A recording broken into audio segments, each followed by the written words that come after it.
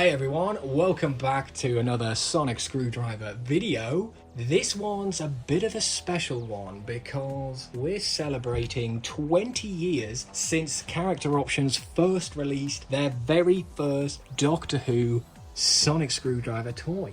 The Sonic Screwdriver, aka the 9th Doctor's Sonic Screwdriver, all the way back in 2005.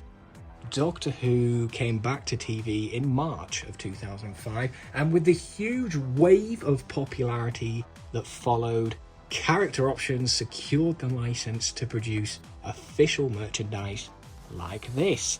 And by September of 2005, the very first wave of toys started to hit shelves, which included Daleks, action figures, and of course, the Sonic Screwdriver.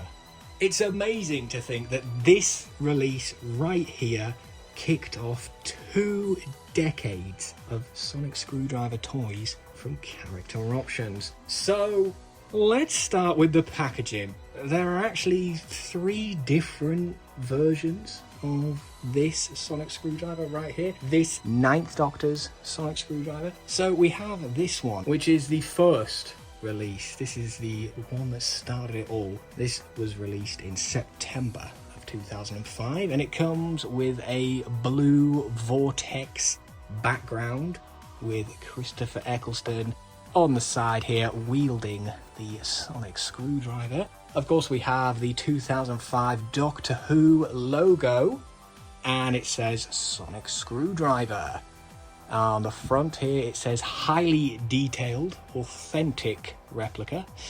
Yeah, I don't know about that, but featuring UV pen and UV light, write and reveal hidden messages, slide out sonic wave emitter, button activates light, and 2 authentic sound effects. So inside you can see we have the UV light to reveal hidden coded messages from your friends and enemies, notebook, and black ink nib included. So you can see we have the notebook there, which includes 30 UV reveal sheets.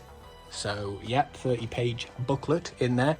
And way down at the bottom, just there, you can see the replacement ink nib, and of course that's because it comes with a black ink nib as well as the UV ink nib. So yeah, good to know. At the side, lots of lovely detailing, really great packaging on these early Sonic Screwdriver releases. Turning to the back there, we have a lovely little write-up of the Sonic Screwdriver here and some of its features. Again, the same sort of bubble that we got on the front there. And you can see we've got the TARDIS here and the Sonic zapping the notebook, revealing the hidden message. And you see the contents there. We've got the Sonic Screwdriver, which requires 3 AG13 button cell batteries, not supplied in this first version. We've got the notebook, the UV and the black ink nibs, and the instruction sheet. So yeah, we've got the lovely official merchandise Doctor Who sticker there, and we've even got a price tag here of £10. £10 that this would have cost back in the day.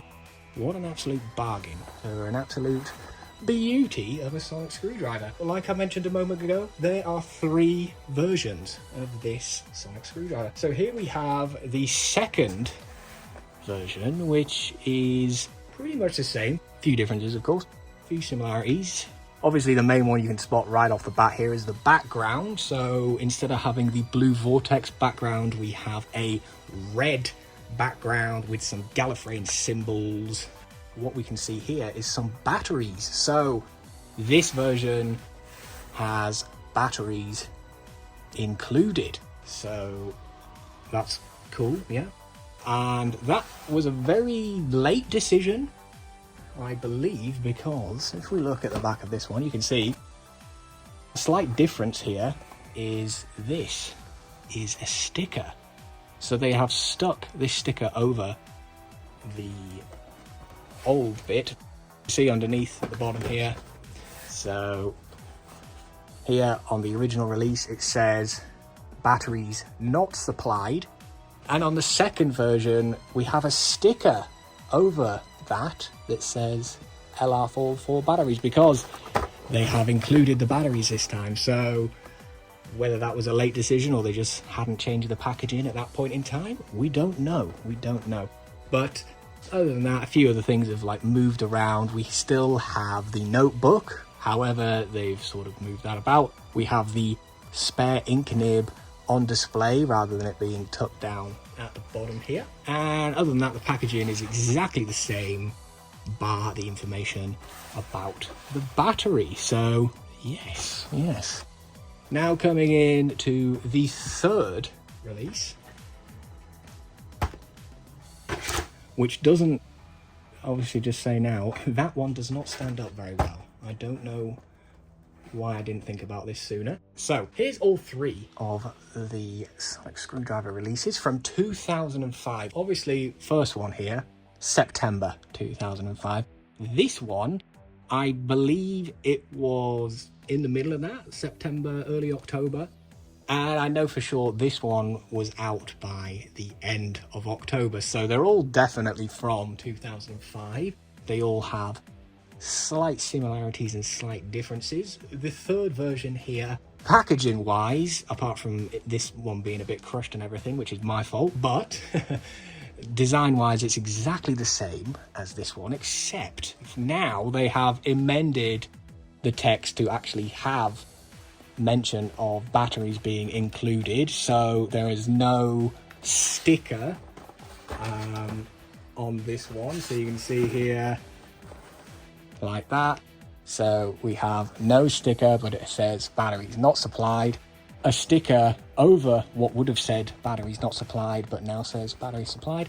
And the final version, batteries included. So yeah, there we go. Bit of a crazy journey with the battery situation, but yeah, glad to see that they've included them. And this is the thing, this is at a time where they included batteries, but they didn't actually put them inside the sonic screwdriver, which is perfect if you want to do this like I'm doing now and just having them mint sealed in box, you know, without having to worry about the batteries expanding or leaking inside the actual screwdriver, because they'll just do that in the package, which I'm not really bothered about.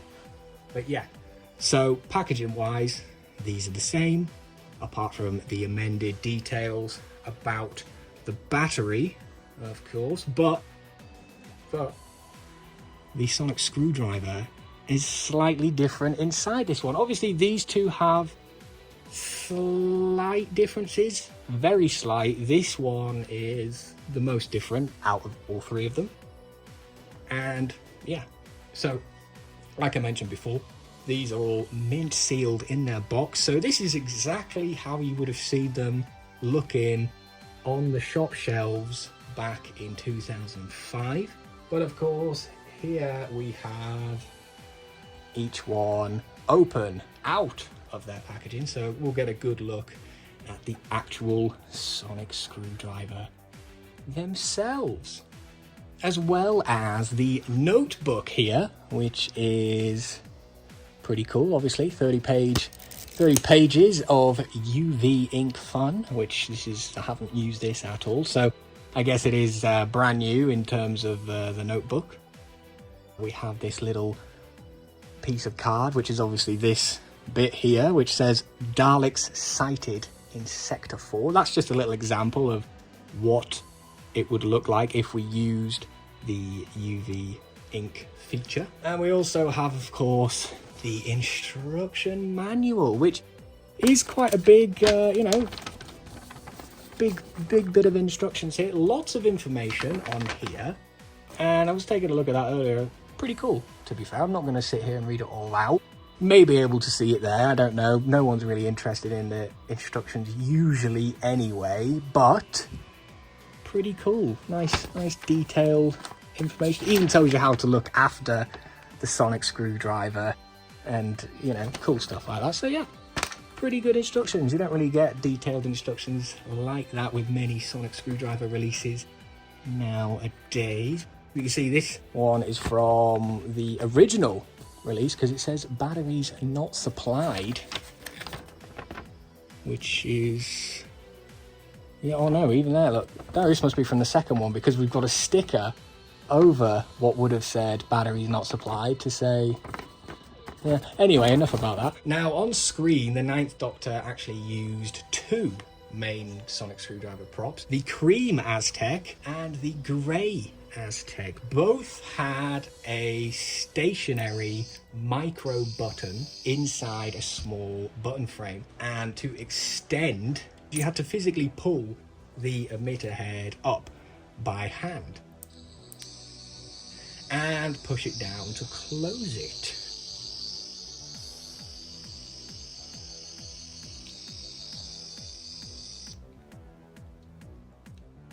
The cream Aztec was used during the first filming block, and then it was modified into what's known as the wide slider Aztec sonic screwdriver. So for this, the button frame was removed and instead a channel was cut into the body so the micro button could slide up and down. That meant that the Sonic could now extend and retract by sliding the button, and it could even be activated at any point during the sliding motion, so that added a lot more playability to the Sonic screwdriver. And for the toys, character options went for a similar sliding mechanism but with a different approach. So instead of putting the activation button on the slider itself, they added two stationary buttons to the blue strip. So as you can see here, we have a button at the bottom and a button at the top. So when it's in closed position and you press the bottom button, it will activate. Not if you press the top button. For that, you need to slide it up. So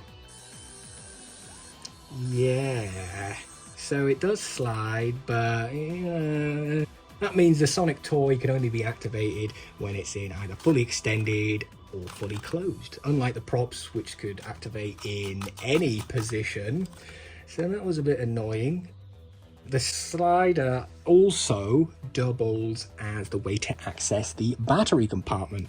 So you could just pop off the little cap here and unscrew this screw, and then the top section will slide out to reveal the battery compartment, which of course it takes 3 AG13 batteries, which are included if you have either of these two. Obviously, if you got one of these today, the batteries would already be dead, but yeah, we've got the batteries included, guys.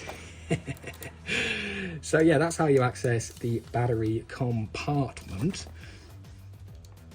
And it is pretty cool, I would say. It's hidden rather well. For a toy from 2005, it doesn't have any horrible legal information written all over it, you know. It's pretty good. It's pretty good. And when it comes to the original props, they were painted with a colony cream crackle painted finish, and the toys, you know, rather than having actual crackle paint, they have this sort of molded crackle pattern on the body, so you can just see a faint sort of crackle outline.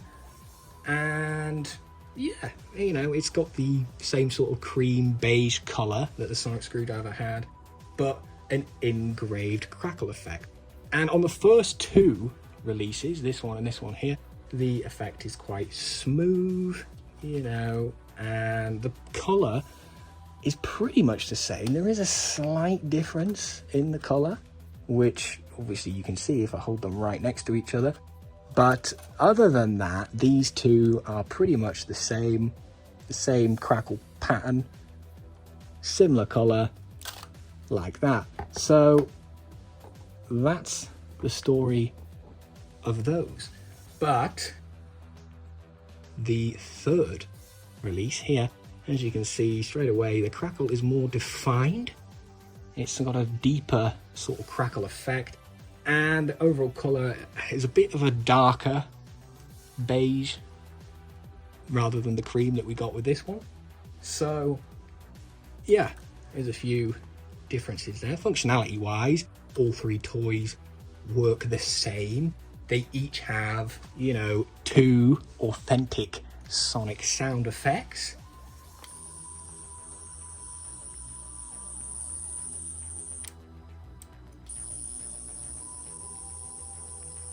So we've got the sort of main sonic sound and then the secondary sort of higher pitched warbling sound.